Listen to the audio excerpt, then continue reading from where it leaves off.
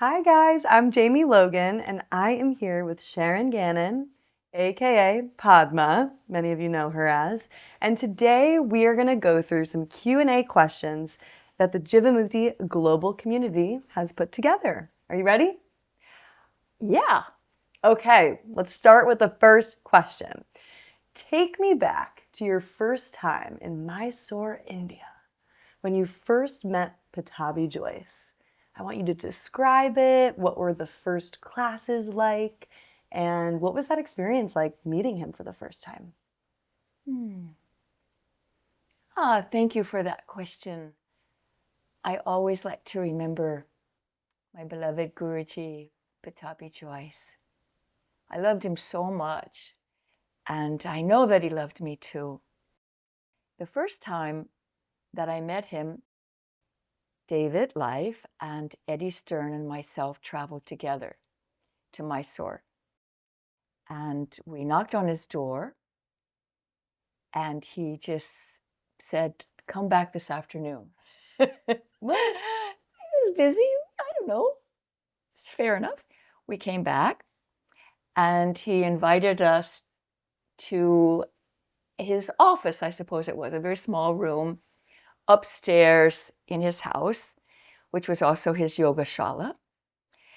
And the first question he asked me was, "What is your birthday?"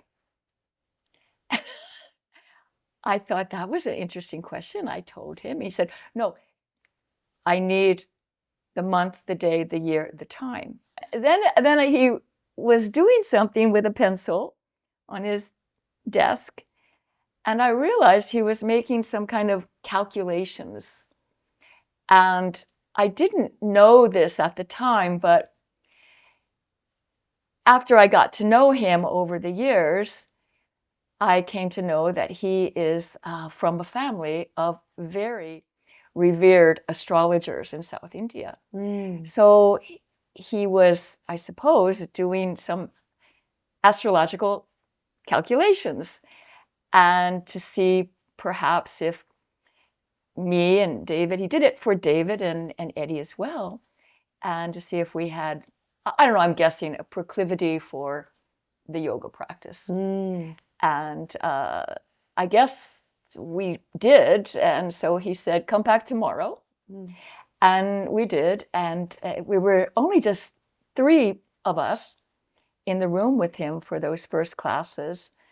And he taught us the primary series, not the whole series at all, just a little bit of it. So maybe we spent that first week or so,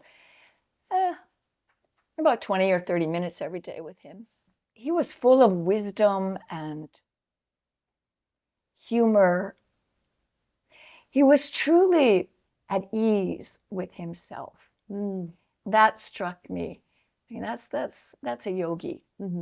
Comfortable in your seat, comfortable in your body, in your mind, in your incarnation. That was very impressive. What did he think about Westerners? Oh, yeah. After going and studying with him for many years, David and I would travel to Mysore and stay with him for a month or more than a month. And lots of Westerners were there when we did that.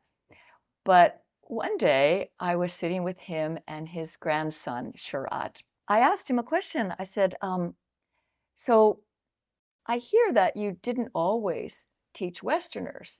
In fact, you said no. Guruji, why was that? Because you obviously teach us now." And he said, "Well, because my assumption was that all Westerners ate meat. And if you eat meat, you have a stiff body, you have a stiff mind, you have a stiff heart, and yoga is not possible for you." So I thought, someone asked me to teach them. I was like, "No, I don't want anything to not do for with you." Yeah. And I said, "Well, you obviously changed. What happened?" And he said, well, there were a few people that came a long time ago, and I learned that they were vegetarians. And he said, I thought this was very odd because they told me that their family, no one in their family were vegetarians. And he said, I couldn't understand that because he said, I'm a vegetarian. My whole family is vegetarian for generations and generations. But here, these young people, they made the choice. They broke like a tradition and made the choice. He said, I had never really met people like that. And I was very interested. And so I thought, I think they can learn this yoga. Wow. And it kind of ties into the next question, which talks a little bit about the 5 tenets and core principles of Jivamukti, which is ahimsa, nonviolence, bhakti, devotion to God, dhyana, meditation, nada, sound, shastra, scripture. So what would you say are under-practiced, or maybe you've seen some resistance to some of these tenets by yogis? What would you say are like the top ones that people sometimes have a hard time adhering to? Perhaps generally, yoga practitioners, of course not Jivamukti practitioners necessarily, ahimsa and bhakti. Most people think of ahimsa or nonviolence in relation to themselves. They're like, I don't want to hurt myself. I have to be kind to myself. But actually, Patanjali puts ahimsa in the classification of yama, which means things that you do in relation to others. So if he meant it to be a suggestion for how to relate to yourself, he would have put it in the next category, niyamas, because the niyamas are all about things that you do in relationship to yourself. And ahimsa is not in that category. It's the first one of the yamas. And the yamas are all about how we treat others and don't hurt them. So veganism is certainly a logical... I would think so. yeah. If you want to practice ahimsa, you must be vegan. Not wanting to exploit another being. Not wanting to hurt. Ahimsa means to not harm. To not harm. So not to cause harm to another. And harm can come in many forms. You can cause mental harm by thinking bad about someone. Vocal harm, saying hurtful things. And of course, then physical harm. And it is thought that actually it's the mental harm which is the most powerful. And that the other forms, like speaking badly, speaking hurtful words, or doing unkind things, stems from our thought of unkindness. Yeah. So I think that's important. I mean, this is according to Patanjali.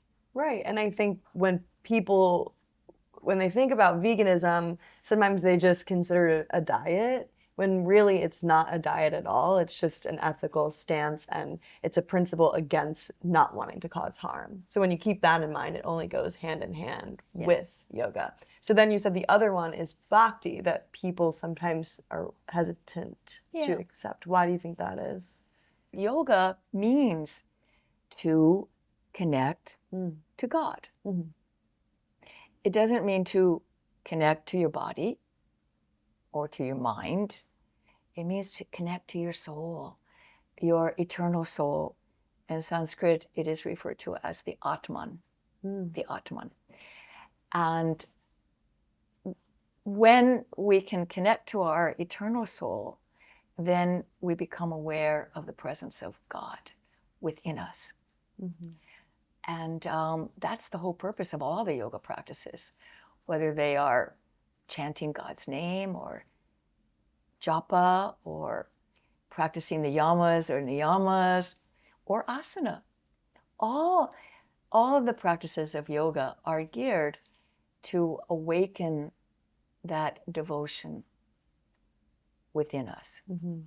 And why that is so important in anything, and certainly in the practice of asana and other yoga practices, is because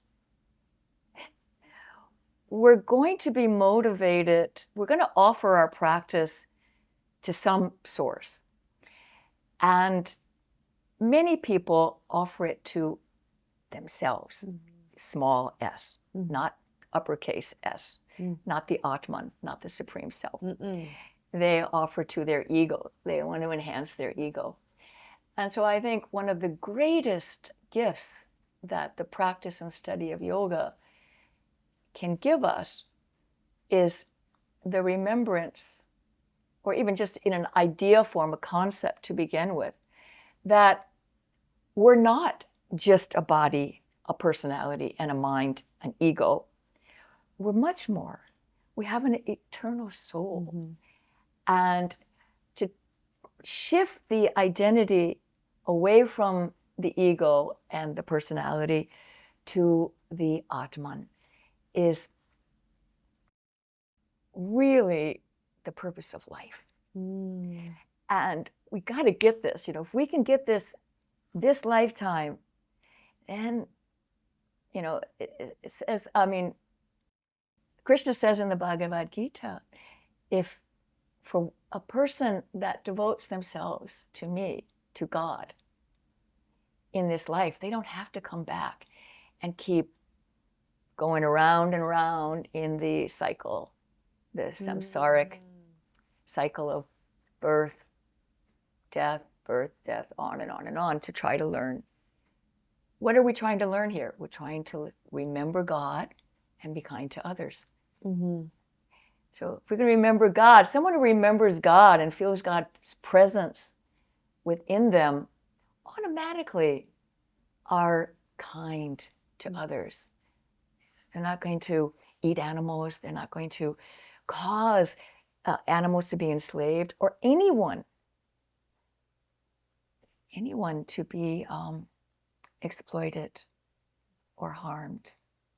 So they really go in tandem, I think, bhakti and ahimsa, because it seems like I said, our purpose here is to remember God and be kind to others.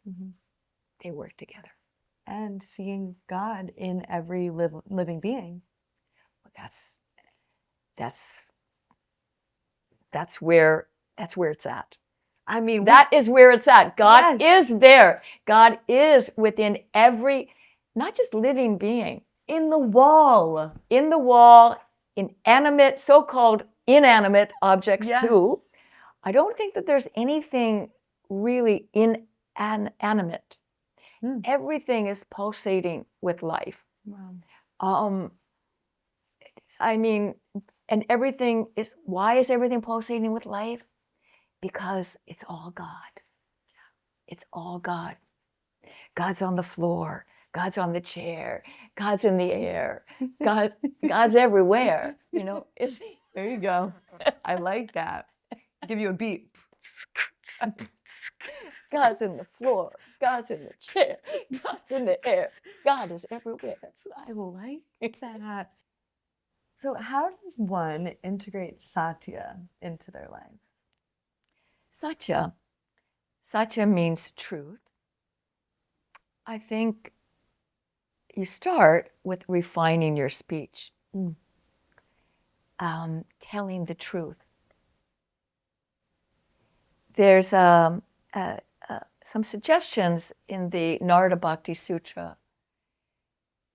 It says, before you say anything, ask yourself, is it true? Is it kind? Is it necessary? Ooh. If it can pass all those three, then say it. You're good to go. You're good to go.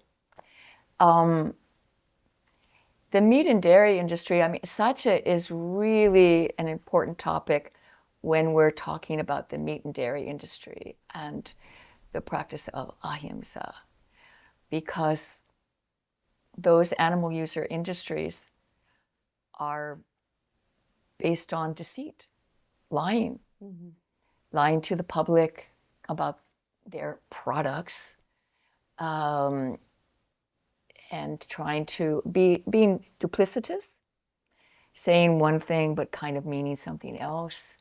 You know, the happy dancing cow, that is that's very deceitful, because dairy, it isn't the happy dancing cow.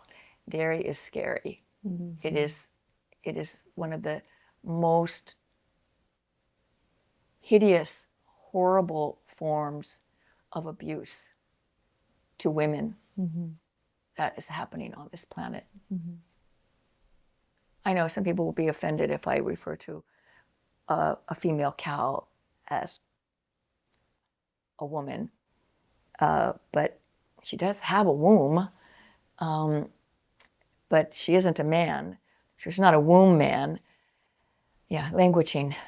I try my best with language, but you know what I'm saying. Cows are humiliated and raped and impregnated artificially by a human hand. Their babies are stolen from them. I mean, it's a horrible, I could go on, but please, no more milk products. Jivamukti community and everyone else. This whole thing started with us enslaving or domesticating. I always say domesticating animals. That's just a kind of a soft way of saying enslavement. And that was done originally in a deceitful way. Like we're talking thousands of years ago, like wild goats and sheep. Maybe they killed the mother and stole the little baby. Maybe they didn't kill the mother, but they stole the little baby and kept the baby, raised the baby. The baby learned to trust them. But their intention was not a kind one. But they betrayed that baby. And the motive was to exploit in all possible ways: milk, shear, take the hair, take the, and then kill and eat. And but first of all, you had to make friends with that baby so that it kind of becomes dependent upon you and sticks around. Well, you know, over time, that got harder and harder and so, of course, there are no more wild cows I mean, there's hardly any more wild animals on this planet. Most of the non-human animals are domesticated. Most of the human animals are domesticated.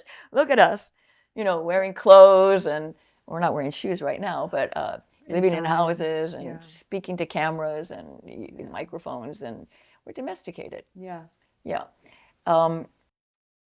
Satya, so, you know, a lot of yogis, traditionally, they find it so hard to really practice Satya, to really tell the truth, because there's absolute truth and there's relative truth. You know, whose truth are you talking? True to who? You know, my truth might not be your truth. So a lot of yogis found that the solution is to stick with the name of God. Only speak that. Only think that. You know, and that's a sure way, because you never can go wrong with the name of God. The name of God, they say, is the same as God. So when you say God's name, the presence of God comes to you. You feel it. You start to vibrate that with that. because our speech is very important. Whatever we say, those words are vibrating through every cell and tissue of our bodies, and not just our physical bodies, but our subtle bodies, our energetic body, our emotional body, our intellect, it's our souls. So words are very important. So like in India, I came across many yogis who had taken vows of Satya. They were Satyagraha. They were grabbed. Graha means to be grabbed by or possessed. They were possessed by Satya.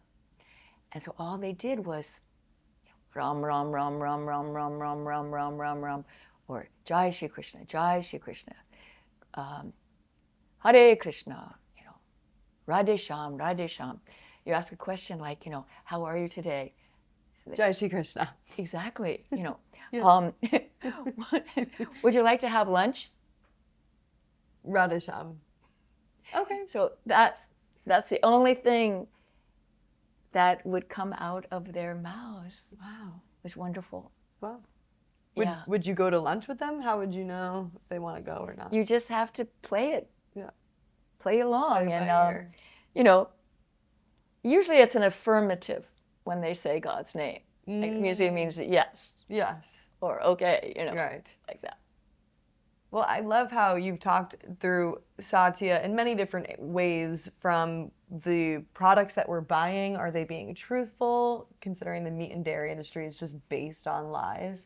Because they have to lie to people in order to sell their products. Because if people knew the truth of what happens to animals, they probably would be shocked and against buying it.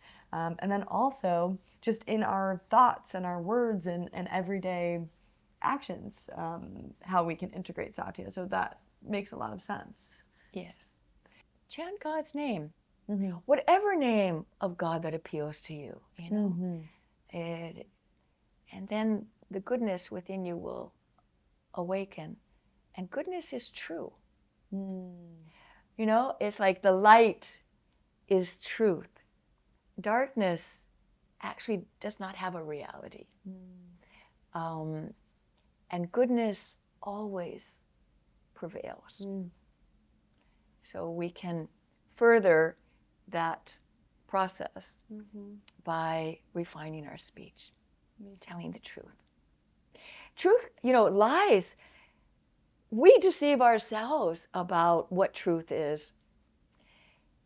Lies can come in many forms, as we've kind of touched on. Exaggerating is a form of lying. Or not telling the whole truth is a form of lying. Yeah. Implying something, that's a form of lying. Yeah. Not practicing Satya. Yeah. So we do our best, and Patanjali gives us the yamas and niyamas as a practice, and that implies you do your best. And you don't have to be perfect right away. There we go. We're in trying. Fact, we can't be perfect. We're in these physical incarnations, but we can do our best, and that is big. I love that. And only we know what that is. Yeah. No one can say to us, hey, you're not doing your best. They don't know. You don't know what's in someone else's mind and what they're going through. So, but we have to put ourselves under that. How can I be more true? How can I do my best? Holding ourselves accountable, for sure. Holding ourselves accountable, for sure. Thank you. So, if you were to distill so many years of teaching and knowledge into one answer, what is one thing that you have found to be super important from all those years of teaching that you've learned? For me, and I'm speaking as a teacher, is what Patanjali says in the 4th chapter of the Yoga Sutra. Vastu samye chitta beda tayor babaktaha pantaha. Yeah, the idea of emptiness, shunyata, each individual person sees the same thing in a different way, according to their own state of mind and projections. So actually, there's no out there. Everything that seems out there is a projection coming from us. And that's happening for every one of us. So we're seeing it in our own unique way, whatever it is.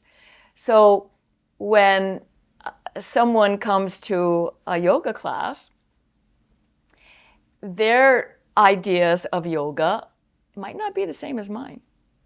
Right. We might not be vibrating on the same wavelength. And that is really profound to me. In all these decades of teaching, to just understand that that is what's happening. That and try to just work with that. And try to find a way to communicate instead of professing. Like as a teacher, some teachers can come off as professors. They're going to try to cram into the student what they know, what they think they know. Well, that's not communication. Communication it's a two-way, it's a mutual thing. And when you have a group of people, like in a yoga class session or a talk with an assembled lots of people in the room,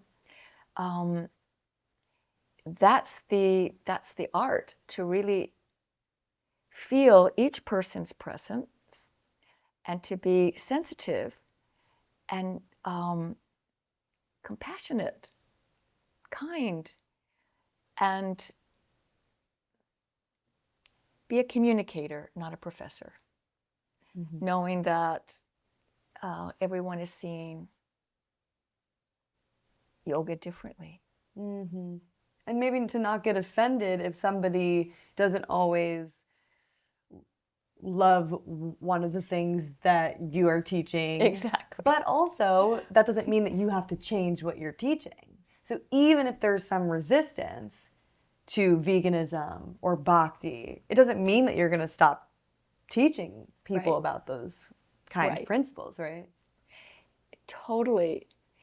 And also be grateful to that person who is being resistant to your message. Because that person is giving you an opportunity to refine your speech, to refine your approach, and they're acting as your teacher. So a teacher, that's what I have learned as a teacher, that everyone, that it's just a role I'm playing. Okay, I'm playing the teacher right now, and you are playing the student. But at any time, that could be reversed. And when I'm in a classroom situation or just talking one-on-one, that happens. I'm picking up cues. I'm allowing an expansion of my awareness to occur through the interaction. And my goodness, that's what makes life deep and meaningful, and you live a life that then you have a chance to grow, evolve away from your very narrow points of view. And then, Vastu Samye Chitta Veda Tayor Vabhaktaha Pantaha, what you see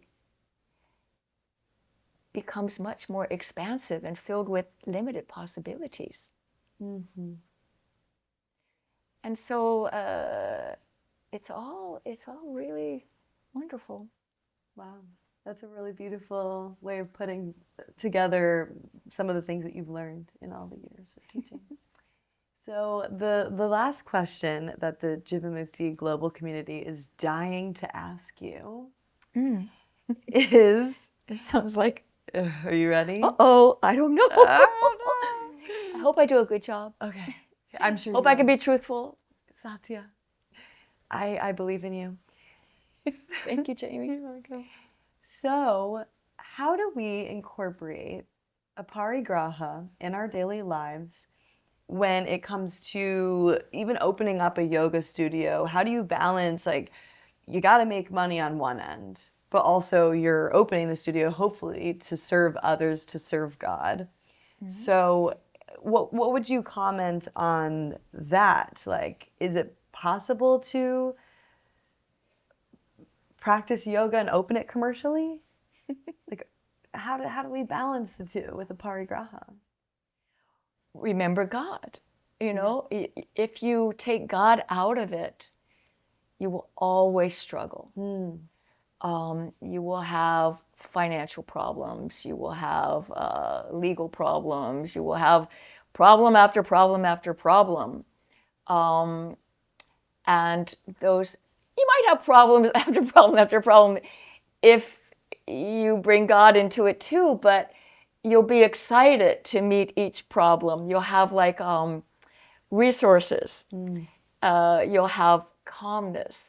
You'll have the remembrance of the presence of God. You'll have that inner self-confidence that comes from bhakti.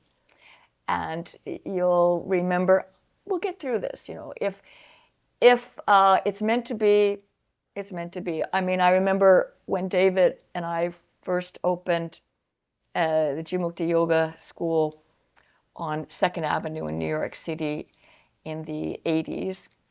And we made a promise to each other that if no one came, great, then we're done.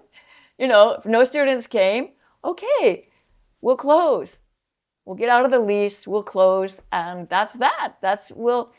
We certainly weren't bored. We had many things to do otherwise, and practicing yoga was one of them. So we don't need to teach yoga to practice it, but people kept coming.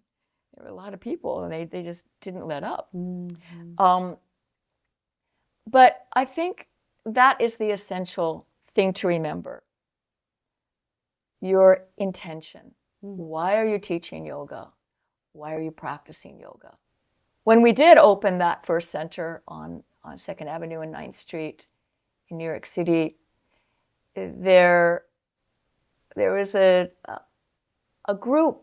It was kind of, they weren't a formal group, but they were a group of yoga teachers in the New York area, and they wanted to form like an official, that we would meet and we would exchange ideas and help each other with these sorts of problems. Like if we had problems running a studio, with these same kind of questions, you know, like about God and money and greed, yes, and advertising and air conditioning or not, or altars or not, Sanskrit or not, you know, all of, you know, okay. So we were invited to come to this first meeting, and we were asked, there was a chairperson, a man, a wonderful man, who had been teaching in New York for a very long time. And he told us to sit in a circle. We did. And then it was explained that we're going to go around the circle and we're going to voice why we practice yoga and why we teach yoga. And then the idea was that he was going to take notes, and after everyone had offered those reasons, then a kind of statement of purpose or a charter would be drawn up using that information. Sound like a good idea, right? David and I were certainly the newbies. Everyone else been teaching for a long time in New York, the New York area. So when the circle came around to me, I said, well, I practice yoga to get closer to God, to know God.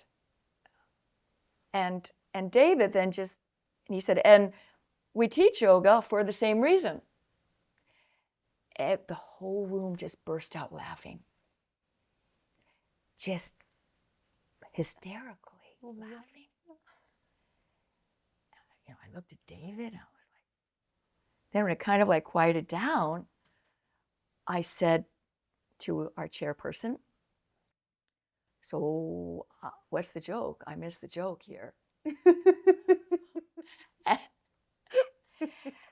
And, he was very diplomatic and a very kind person. And he said, well, you guys, we appreciate your sincerity, but you're a bit naive. You cannot use the G word and teach yoga in New York City. I mean, and then he went on to say, and I heard that you have altars with pictures of saints and gods and goddesses, and you chant, Sanskrit. No. I think he did pronounce it like that. Sanskrit, okay. And you play music, and you're vegan, and you have pictures of, from PETA hanging up around. And you are not going to stay in business. God is not commercially viable, and certainly veganism is not. So, he spoke what he felt was appropriate. David and I, we kind of looked at each other, and we never went back to those meetings. No. And we certainly didn't change our approach. And people still came. And actually, fortunately or unfortunately, a lot of those teachers didn't stay in business for very long. So maybe they were looking at it as just money. I think a lot of times when people, have to incorporate and open a business, pay rent, and get a bank account, and those kinds of things that you have to do, they somehow think that God has to be thrown out the window, or their personal dietary preferences. That we're in the classroom, we got to just stick to yoga. Yoga is about standing on your head and Surya Namaskar, or stretching and whatever. A lot of people thought at that time, and still some do. But why? Why would you spend your life? Life is precious. Life is short. No matter how long you live, your life is going to be short. Don't do anything. Don't spend your time doing anything just for material reward. It's not satisfying, because it never satisfies. You always want more and more and more. Go for the big goal. God realization. Changing the way this world operates, make this world a kinder place. No more animal abuse. Just, peace and love. So if you feel that that's like a naive approach, well, hopefully maybe Jivamukti, our example, will show that people are ready for that. I mean, I think that's what initially those other yoga teachers from the New York area, they were afraid. They were dumbing it down because they thought the students who came wouldn't want that message. And I'd never underestimate students and thinking that they're stupid or dumb or low level. I see them as holy beings. I mean, everyone aspires to be happy, truly happy. And that's what yoga helps you with, attaining that. That's what that's all about. Yeah, and coming to learn something new. And when you talk about Aparigraha in your own personal life, I've heard you say often to give more than you take. And so can you talk a little bit about what that means and some of the practices in your daily life to support Aparigraha? Yeah, Aparigraha means the practice of greedlessness. So graha, it means to grab, and take, right? And we do live in a society, within a culture, which is all about taking. We even refer to the earth and the resources of the earth, meaning they're out there, ready for us to exploit, to develop. We can't see a forest as complete in and of itself. We think it's undeveloped land. Hey, we could build an apartment building there. We could put in stores. We could pave. And this mindset comes from greed. Turning on the tap, on your sink and letting it run. Or flushing toilets. I mean, in America, in New York City, I read somewhere that over 50% of the fresh water used in New York City is flushed down a toilet. The toilets. That's crazy. We are the only, land mammals. We are the only land mammal. I hope this isn't offensive, but we're the only animals that live on land who pee and poop in their drinking water. In fresh water. In fresh water. Yeah. We're not thinking. Why are we doing that? Because we're wasteful. Yeah. We just think, because we can. That's why we do it. Because we can. And that's the taker mentality. That's the greed mentality.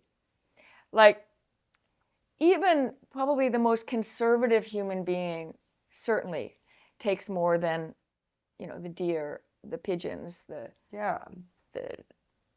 wild animals. We should be learning from them. They know how to live on this planet without destroying it. All we think about is taking from it without giving anything back. So give more than you take. Be generous. Feed others. Feed birds. Give, in the cities, give birds food, give birds fresh water. Anyone, feed. Take care.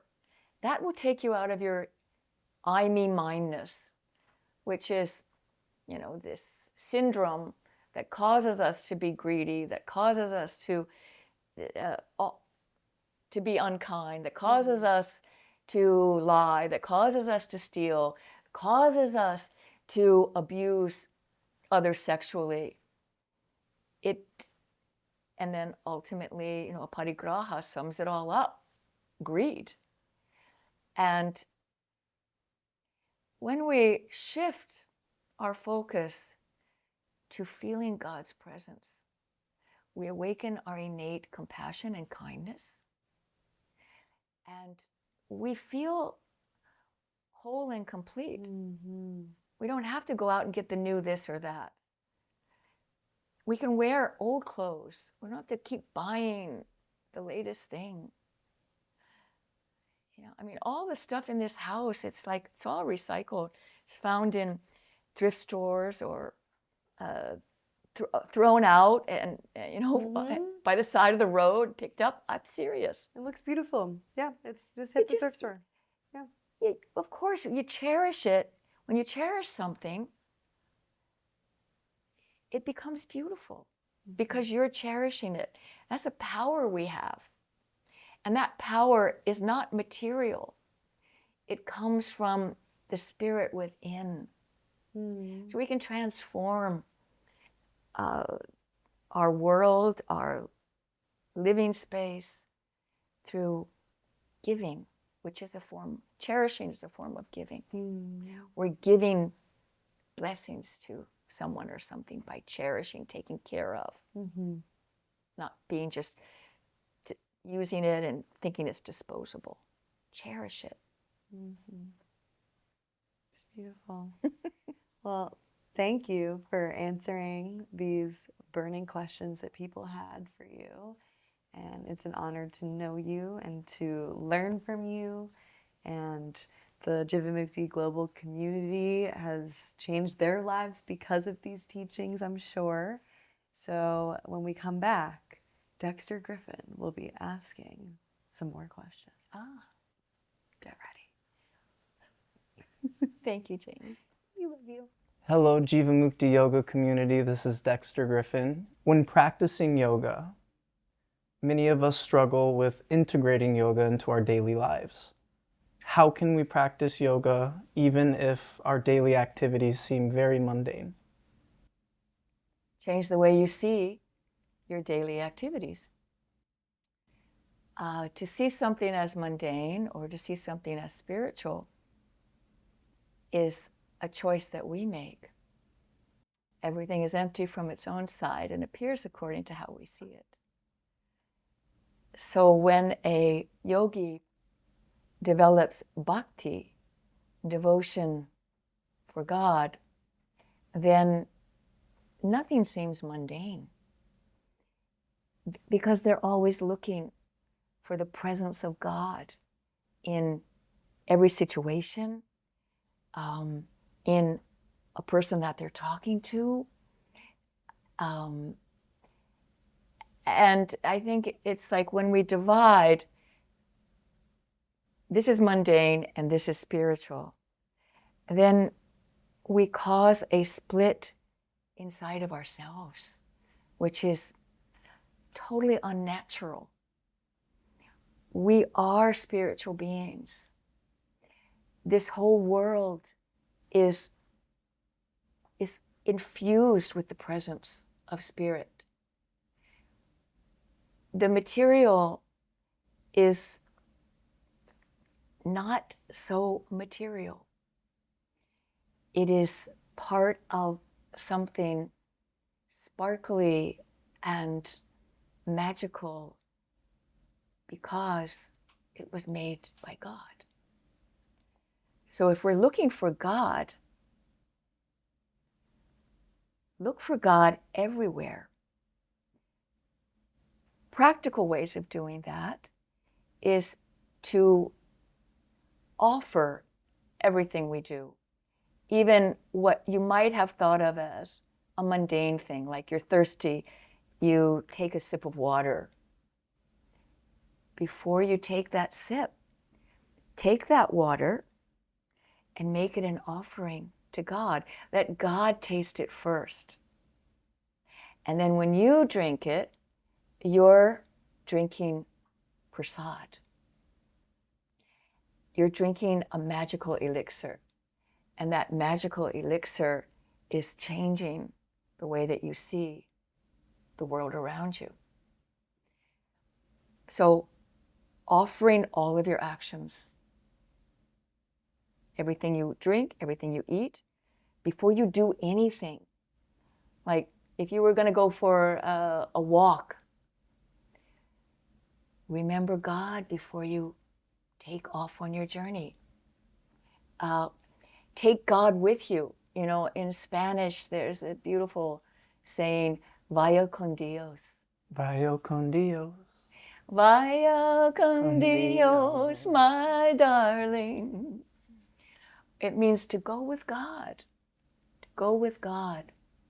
And that is powerful. When you can remember to go with God. Don't enjoy anything for your ego's sake. Enjoy it with God. Let God be a part of your daily life, whatever you're doing. There's a story I really like about this perspective that you're talking about, the importance of perspective. And your teacher, Sri Pattabhi Jois, gave you a very wonderful lesson about this perspective. Can you share about seeing God in everything? Oh, wow. I told you that story, right? Yes. I was not understanding what Patanjali was meaning about Pratyahara. Pratyahara is one of the 8 limbs of yoga. It's usually translated as to withdraw your senses. And so I asked him, I said, Guruji, I don't really think I even understand what the concept means, much less how to practice it. What is Pratyahara?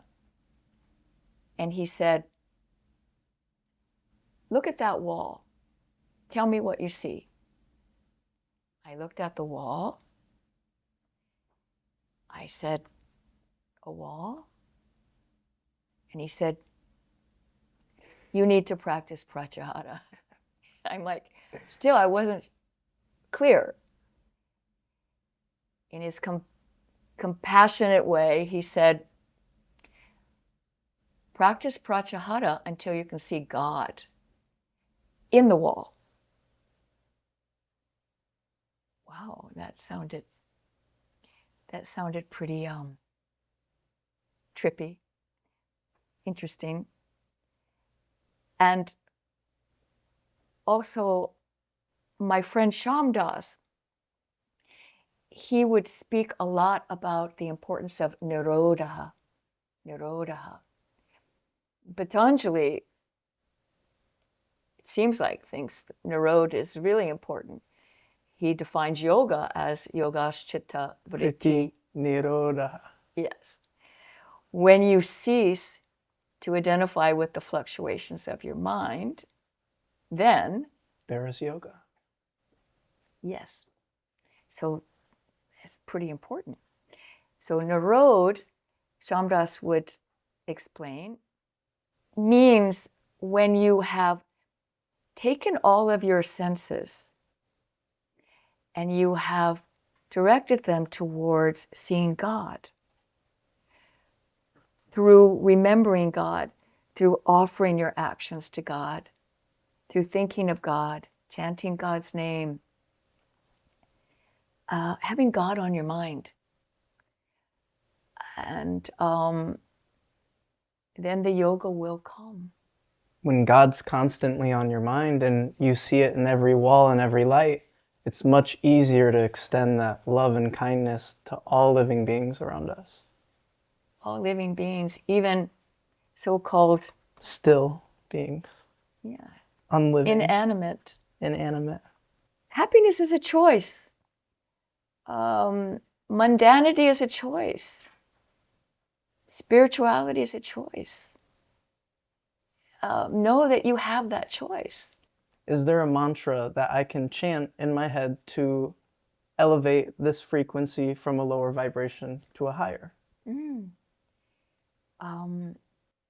The mantra that I use is Shri Krishna Sharanam Mama.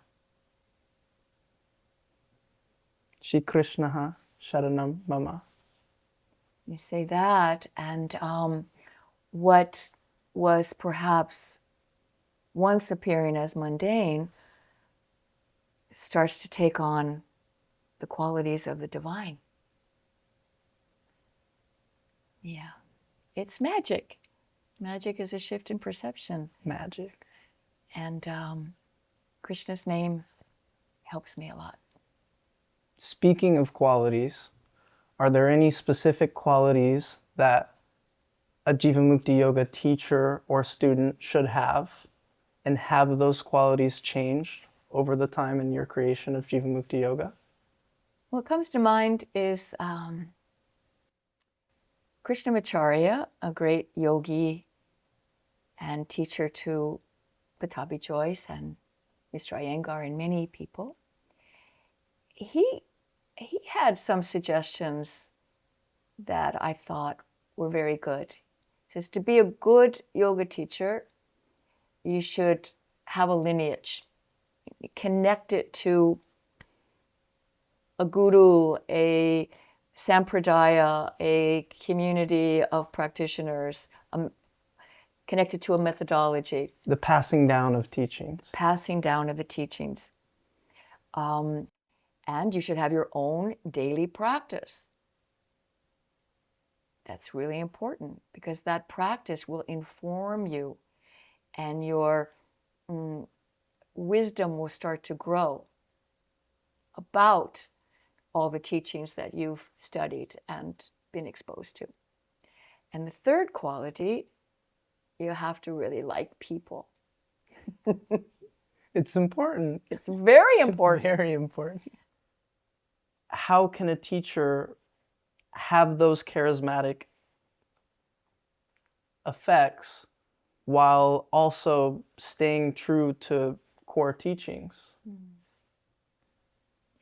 You know, I mean, ultimately, a realized being, I mean, the ones that seemed like realized saintly beings to me were really funny.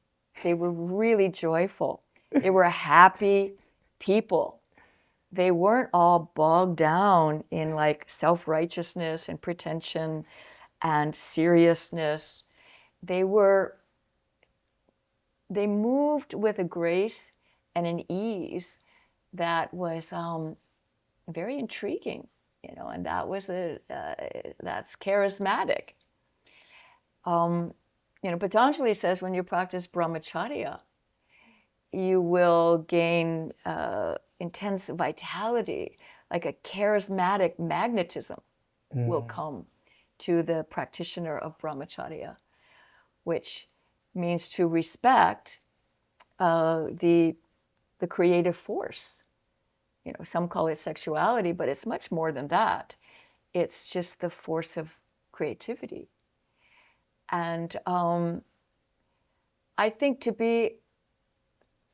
to really be truly, like you say, use the word charismatic, a performer, like to make a class fun and also deep and provocative, it takes that person has deeply studied, practiced what they're teaching. So I know that some people, they just go out there in the classroom and they think they can win people over by a few jokes, but they don't really have a steady, deep practice. Pretty soon, students get hip to that and they feel it. But somebody who is also deeply rooted in the practice tends to be at ease in the classroom, and that easiness allows them to make connections, and those connections sometimes are, you know, from popular culture or a popular song they might have on their playlist, and it can tend to see like a artistic performance. Why not? Yeah. Why not? Why not?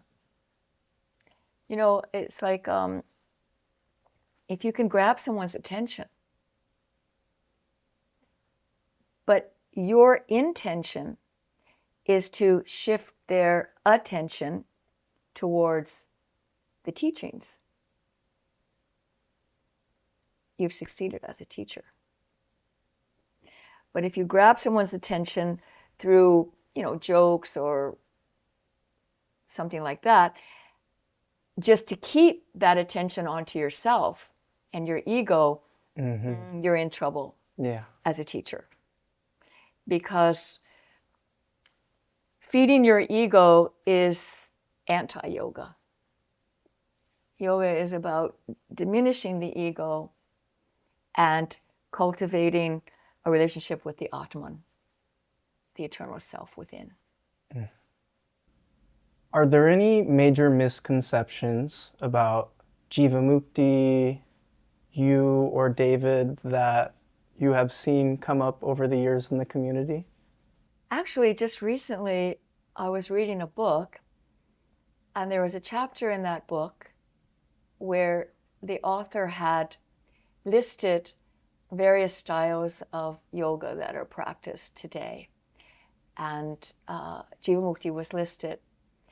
And after it said Jivamukti, and then the definition was Ashtanga yoga done to upbeat music,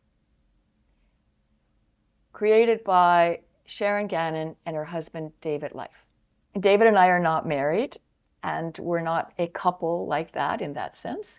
We are certainly best friends and creative partners, and we co-created the Jivamukti Yoga method.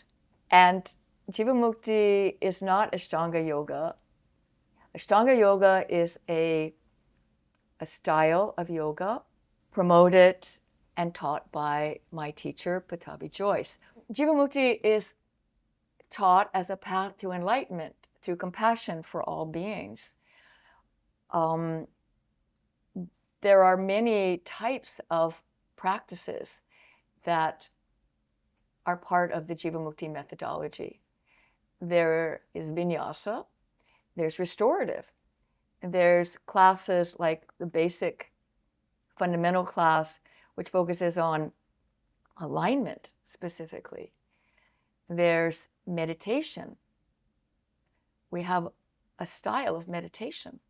It's not Ashtanga yoga to just Upbeat music. beat music.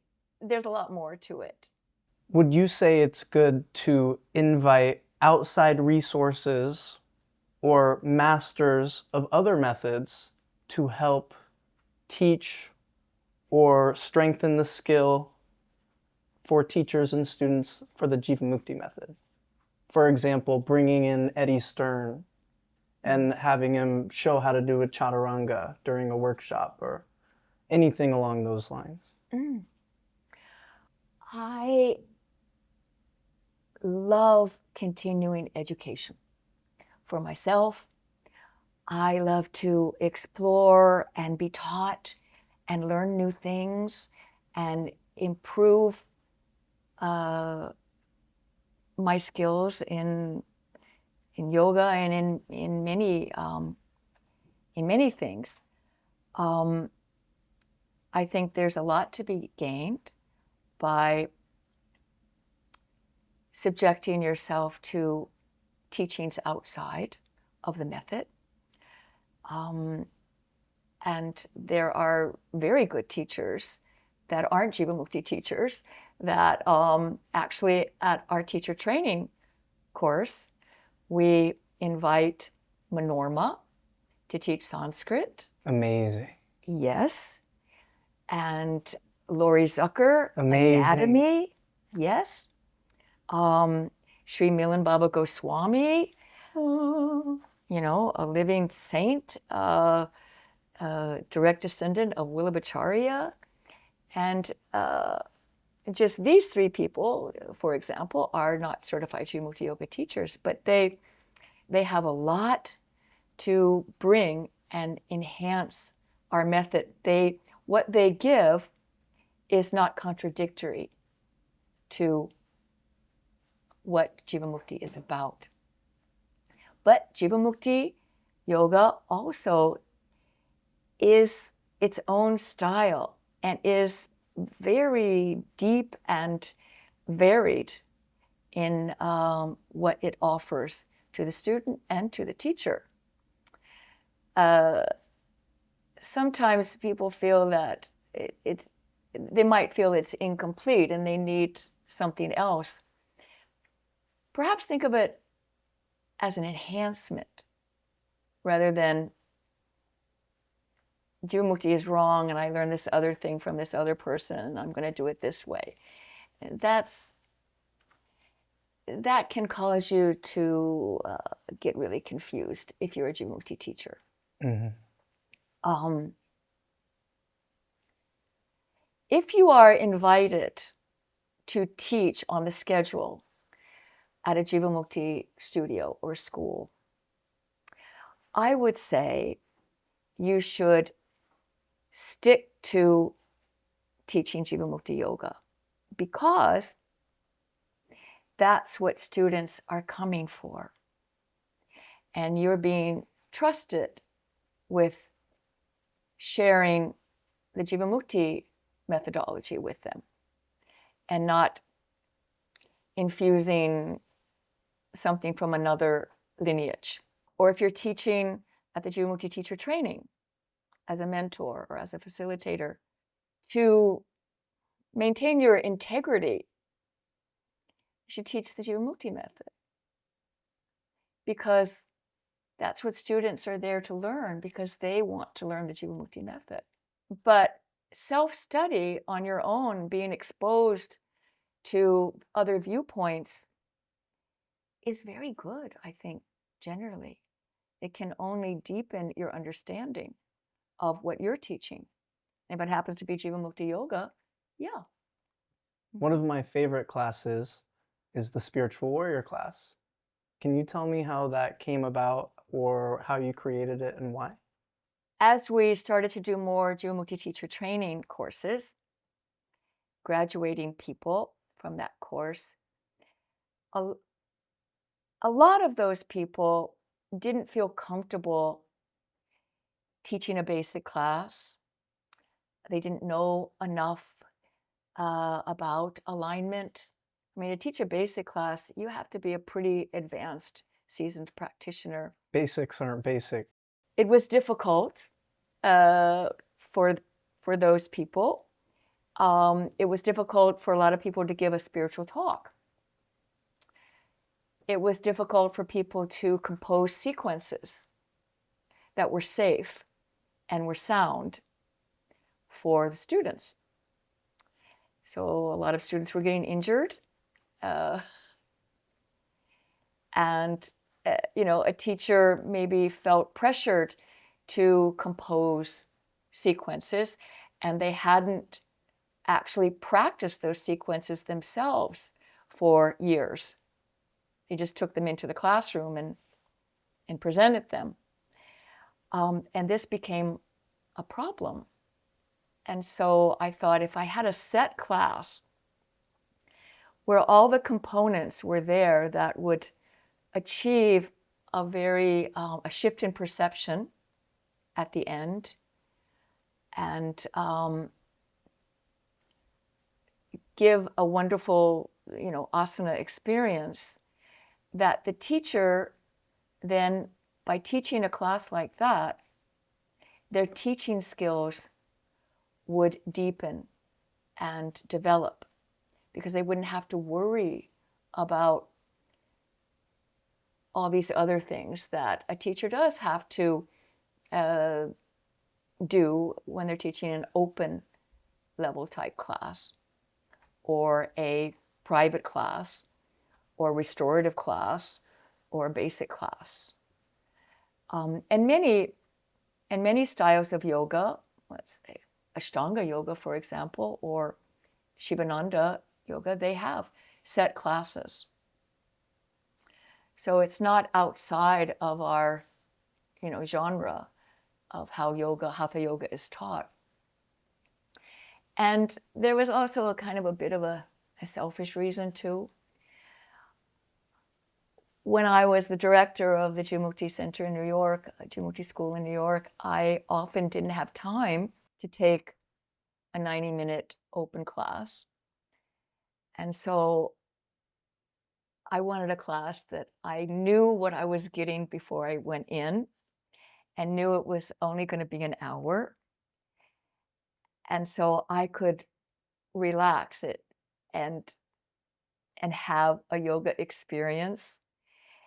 And often when I would go into an open level class or a basic class, the teacher that taught it would want to talk to me after and want to hear criticism. And that often was very stressful for the teacher and for myself. So the Spiritual Warrior was a class for me that was a stress-free, elevated, beautiful yoga experience. Yeah. So I think it covered a lot of things that seem to be needed at the school. And there are also busy people that complained to us that they didn't really have time to take a 90-minute or hour 45-minute class. And you know, it started off just as a 12 o'clock lunchtime class. And now it's part of the 75-hour teacher training. So I think it works so beautifully in that teacher training, because when a student graduates after the 2 weeks or so of that 75-hour training, they're ready. They're ready to teach a class immediately. So I feel pretty really good about the spiritual warrior sequence. A teacher doesn't have to give assist. It's an option. In an open class, teachers shouldn't demonstrate. They should rely on their ability to verbally instruct and hands-on instruct through assists. But in the spiritual warrior class, teacher can demonstrate the whole sequence. Yeah, so that's kind of unusual. Or not, I mean, they don't have to, but it's an option. And that's pretty good for a new teacher. What's the purpose of practicing advanced asana? Well, my teacher, Pattabhi Jois, said it was a kind of a last resort. He did. He said, it's for people who can't be satisfied, can't be happy with simple things. So they have to do all the difficult, strenuous things.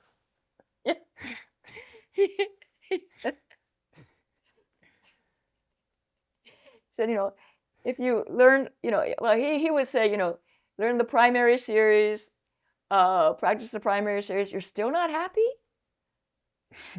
Okay, well, I have to give you some intermediate. Still not happy? Okay, we'll have to go to the advanced series then. And that's how he gauged it. I think there's a lot of truth to that. But also, I mean, sometimes I think there's a more positive way to look at the practice of advanced asana. If you consider them advanced, that means you, as a student, practitioner, that means you consider them challenging or difficult. So to put yourself through a challenge like that, like in a yoga class, it makes the rest of your day much easier. A piece of cake, vegan cake, much easier because you've done the hard stuff, you know. Yeah. So there are pros and cons. If there was any changes that you could make to the 14 points in a Jivamukti class, what would that change be? I wouldn't change anything. That's a good answer. Okay, good. I'm glad you think so. Can we, in this day and age, still find a guru or experience guru when everything is so easily available to us via AI and the internet? All things are possible, who am I to say? I don't know, but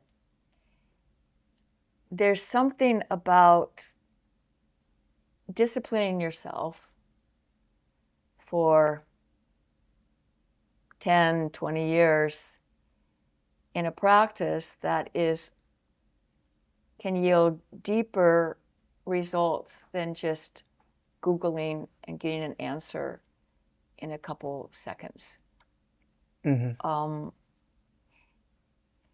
Because the answers are actually within us. And it comes out from that constant repetition Of doing the practice. Yeah. But also when you have a teacher who you can have a conversation with, a teacher that is actually going to guide you, like an AI or Google answer isn't going to call you out on something, right? Yeah. And help you correct it, or give you another option, to practice, or suggest something else. They're not going to be right there with you. Mm-hmm. A living teacher is very valuable to have. Someone you can bow to. I mean, the original purpose of a guru is they gave you an object that you could develop humility by bowing to them, by deferring to them. I don't know if many people would want to prostrate in front of their computer or their phone. Shamdas would say that the most important thing in the Kali Yuga, this time that we are living, is satsang. Good association. It is the practice for this time. Of the Kali Yuga. Yeah, of the Kali Yuga, the time we're living. I'm not against technology. I'm not against these things, but if it's an either or, I think you need a living guide. Because a teacher transmits to you from their own experience, knowledge, and hopefully wisdom. They can transmit that to a student if the student is receptive. That's a magical thing. They transmit it through touch, through sight, through words. And I don't think you can really get that through AI or Googling a question and getting an answer. You get facts. Yeah, facts are good. But there's more to yoga than just facts. And that's what I'm trying to describe when I say transmission. A deeper energy, there's bhakti involved. There has to be bhakti. There has to be love between teacher-student, respect between teacher-student. It has to be a mutually beneficial relationship. Yes. And I don't think you're going to get that with a machine. Thank you so much, Padma-ji. Those are all of my questions. Thank you so much, Jivamukti Yoga community, for listening to my part of the Q&A and Jamie's part of the Q&A.